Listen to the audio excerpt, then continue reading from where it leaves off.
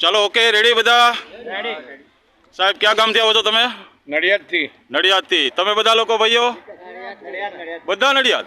ના, અમે ભાલેજ બડાપુરાના છે, આણંદ જિલ્લો. આણંદ જિલ્લો ને, પણ બધા નડિયાદ ડિસ્ટ્રિક્ટ ને ટૂંકમાં? કરમસદ. આપણે ઉમરેઠ સરદાર વલ્લભભાઈ વાળું. હવે સાંભળો, હું તમારો ગાઈડ હતો, બરાબર છે? પેલા તમે જો એમને એમ ગયા હોત તો તમે કશું જાણે જ કોઈ વસ્તુ જાણવા મળે જ નહીં સાહેબ.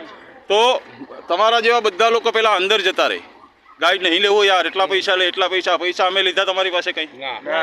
કોઈ અમે નથી લેતા સાહેબ. કોણ લે છે? ગવર્મેન્ટ લે છે ને. તમારે અમે બધા ક્યાં ગયા? ટિકિટ બારીમાં ગયા ને. તો તમને બધાને એમ હોય કે આ ગાઈડ ઉઘરાવી લેશે. નહીં સાહેબ, અમે નથી લેતા કોઈ. તો હવે અહીંથી તમને પહેલી જગ્યા મેં બતાવી હતી, ત્યાંથી જ છે આખો કિલ્લો અત્યારે આપણે બહાર આવવાની જગ્યાએ ઊભા છે. તો બધાને જગ્યા કેવી લાગી સાહેબ એટલું કે ખાલી?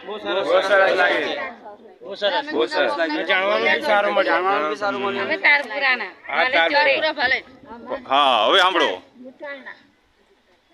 અહીંયા જે જૂનવાણી સાધુ છે એ સમયના, એના દર્શન કરાયો બધાને?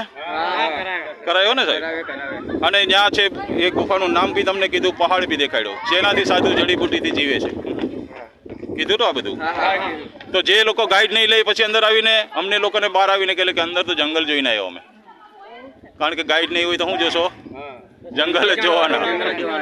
ગાઈડ જરૂરી છે દરેક જગ્યાએ, સમજી ગયા? તો હવે પછી ક્યારે જુનાગઢની યાત્રા કરો ને, ગાઈડ વગર ના કરતા છે.